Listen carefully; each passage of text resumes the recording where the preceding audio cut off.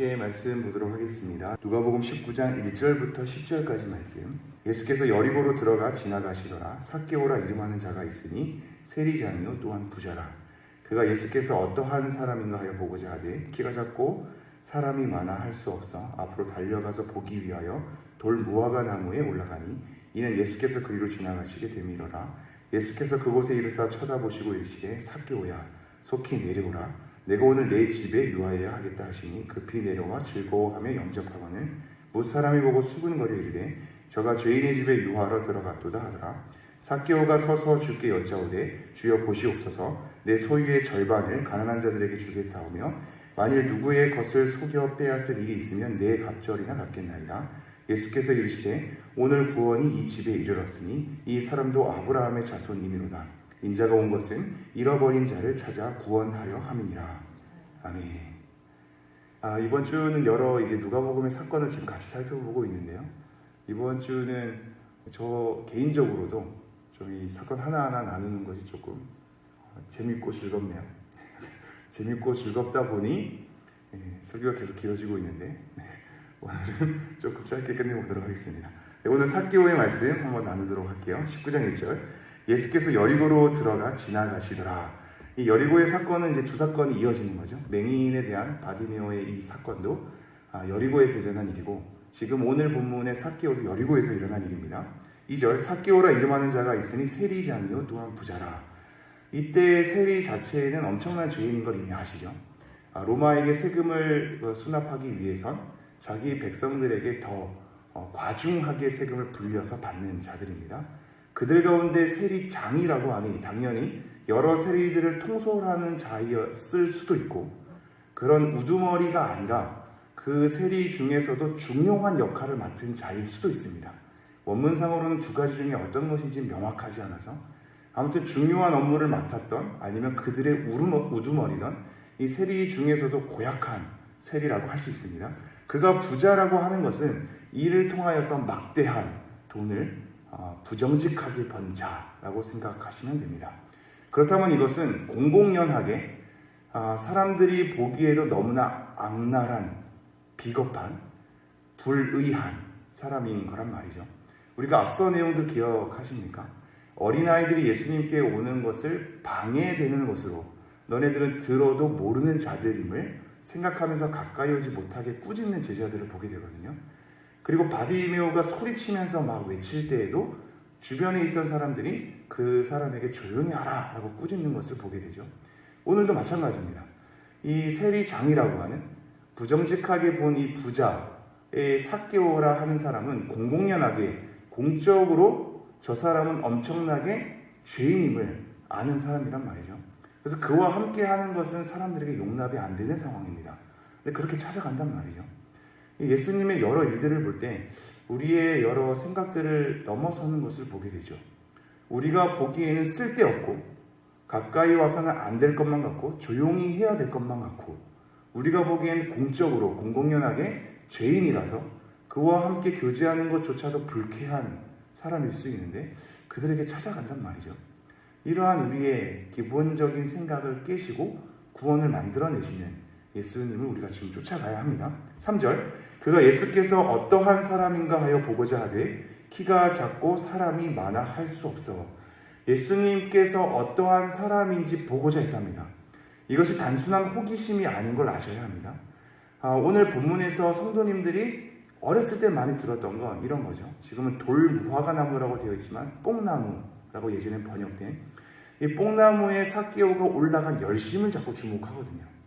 그래서 우리도 삭개오처럼 예수님을 보기 위해서 키가 작음에도 불구하고 나무 위로 올라가 예수님의 눈에 띄는 열정을 보여서 예수님께서 가까이 오게 만들자, 예수님이 우리를 쳐다보게 만들자, 이런 식으로 많이 말씀을 들었을 겁니다. 근데 사실 말씀의 본문에 그걸 얘기하는 것이 아니거든요. 물론 그걸 통해서 우리도 내가 키가 작은 이 열등감이 있을 수 있는 환경 속에 예수님을 보고자 눈에 띄게 열정을 부어 넣어야겠다, 이런 식으로 적용 삼는 게 나쁘진 않습니다. 그렇게 우리도 적극적으로 뭔가 해야겠죠. 근데 본문에서 강조하고자 하는 건 그게 아니거든요. 삭개오가 이 돌 무화과 나무에 올라갔기 때문에 예수님께서 주목하게 되고 그가 그러한 열정이 있었기 때문에 구원의 은혜가 베풀어지는 건 아닙니다. 자꾸 그런 식으로 가면 우리가 뭔가를 내밀어야 그제서야 하나님이 반응하는 것으로 이 하나님의 일하심이 우리의 역할에 따라 우리의 행동에 따라 좌지우지 되는 것으로 자꾸 성경을 읽게 되거든요. 그런데 우리가 먼저고 우리의 결단이 먼저고 우리의 행동이 먼저고 우리의 순종 여부가 먼저고 그 이후에 은혜가 뒤따라오는 것으로 자꾸 성경을 오해하게 됩니다. 그럼 우리의 신앙도 마찬가지가 되는 거죠. 하나님의 은혜는, 하나님의 접근은, 하나님의 다가옴은 하나님께서 먼저 우리를 찾아와 주신 건데 우리가 먼저 무엇을 해야 그 뒤에 뒤따라오는 것으로 자꾸 생각하니 원인이 우리가 됩니다. 기도해야 이렇게 되는 거고 헌금해야 이렇게 되는 거며 교회에 나와야 이렇게 되는 것으로 자꾸 우리의 행동을 원인 삼는단 말입니다. 이 성경은 사실 그렇게 얘기하고 있지는 않습니다. 그게 우리가 보기에 그럴싸하게 보일 뿐이지 표면적으로 사실 우리 안에 먼저 일하셔야 반응이 나오기 마련이거든요.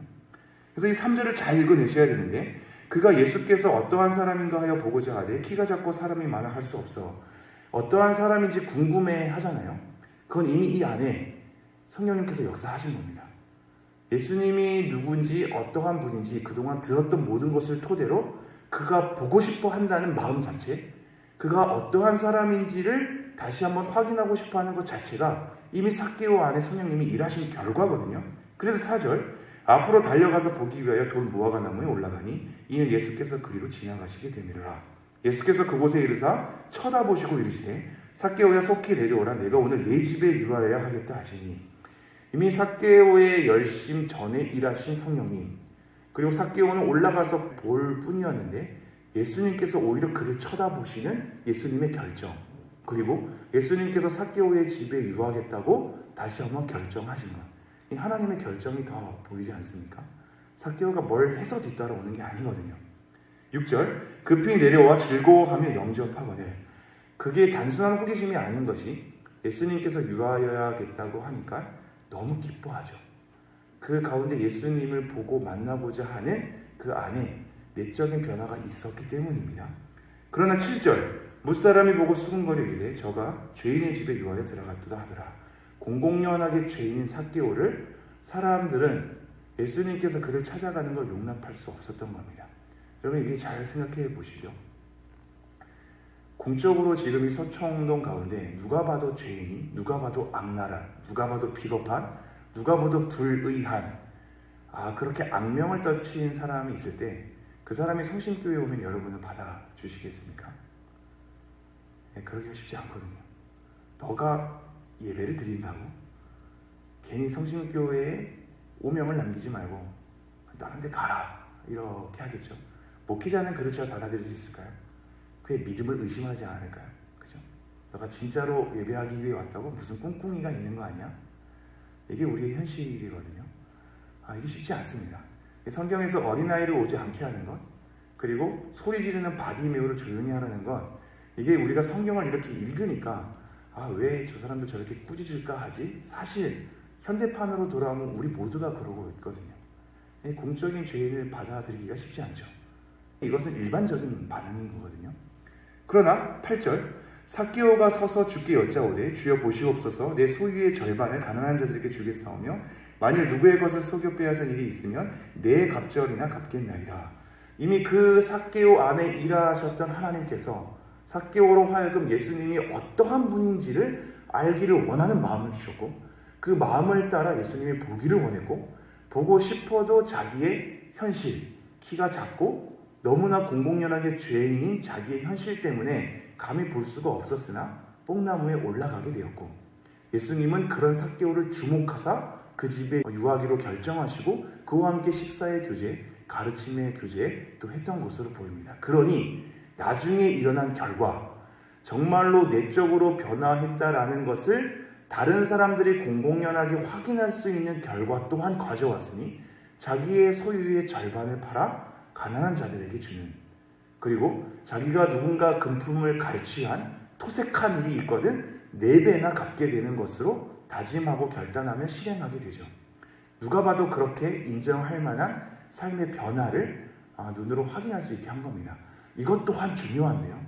두 가지를 우리는 생각해야 됩니다. 정말로 극악무도한 공적인 자리에서 불의한 사람도 예수님은 찾아가고 구원의 은혜를 베풀 수 있구나에 대한 우리의 상식을 넘어서는 걸 먼저 기억해야 되고요. 두 번째는 이것만 기억하다 보니 어중이 떠중이 진짜 내적 변화가 일어나지도 않는 사람들이 다 용서함을 입는 것처럼 허용하는 교회의 행태들을 보게 됩니다. 이게 무슨 말인지 아시겠죠? 공적으로 너무나 죄인인데 자기도 하나님께 은혜 받았다고 하면서 모든 것이 다 해결되느냐? 너무나 나쁘끄럽게 교회에 들어오는 사람들도 있지요. 밀양이라는 영화 아십니까? 네, 그 영화가 대표적인 건데요. 그의 용서를 납득할 수 없는, 정말로 변화가 일어나는지 확인될 수 없는, 근데 뻔뻔하게 내 죄는 다 이미 하나님께서 용서하셨어로 둔갑해버리는, 다 덮어버리는 그런 일도 있을 수 있거든요. 근데 그러한 사람은 진짜로 내적 변화가 일어났다면, 공적으로 본인이 더욱더 극악무도한 일을 했다면, 그리고 내적으로 정말 변화를 입었다면 사람들 앞에서 부끄럽지 않게끔 외적으로도 책임지는 행위를 본인이 결단해야 하는 겁니다. 그게 책임이거든요. 그거 없이 다 용서받았다고 부끄럽게 오는 것은 돌이켜봐야 할 문제란 말이죠. 그럼에도 불구하고 우리는 그런 자들 안에서도 내적 변화가 일어날 수 있는, 구원의 은혜가 일어날 수 있다는 가능성을 항상 또 염두는 해야 됩니다. 그 두 가지를 다 생각하면서 9절 10절 읽고 마칠게요. 예수께서 이르시되 오늘 구원이 이 집에 이르렀으니 이 사람도 아브라함의 자손이미로다. 인자가 온 것은 잃어버린 자를 찾아 구원하려 함이니라. 이 집에, 이 표현이 의미가 있죠. 삭개오뿐만 아니라 삭개오와 함께 거하는 그 집에 구원의 은혜가 베풀어지죠. 이 안에 내적인 변화가 일어났고 예수님이 함께 유하심을 통하여서 같이 말씀을 들었으며 그 모든 생활 방식을 바꾸는 삭개오의 결단에 따라 함께 사는 집의 생활 방식도 바뀌어지기에 그리스도를 영접할 수밖에 없는 구원의 은혜가 임한 겁니다. 이것은 잃어버린 자를 찾으시려는, 아브라함의 자손임을 드러내시려는 예수님의 모습을 마지막으로 확인하게 되죠. 우리 또한 그러합니다. 우리가 보기엔 납득되지 않아도 하나님의 구원의 은혜는 어떻게 미칠지 모르죠. 그러나 그러한 구원의 은혜가 미친 사람은 공적으로 불의한 행동을 했다면 마땅히 사람들이 납득할 만한 삶의 변화 또한 가져와야 하겠습니다. 부자 청년은 생활 방식을 안 바꿨거든요. 그러나 이 삭개오는 생활 방식을 바꿨죠. 내적인 변화가 일어났기 때문입니다. 우리의 안에도 이미 찾아오신 예수님의 은혜를 기억하고 누군가에게도 지금 현실은 너무나 극악무도하고 불의해 보이고 고치지 않을 것처럼 보여도 그 안에도 하나님이 역사할 수 있다는 가능성을 항상 염두에 두면서 하나님께서 오늘도 구원의 은혜를 베풀어 주시기를 기도하며 나아가는 우리가 되었으면 좋겠습니다.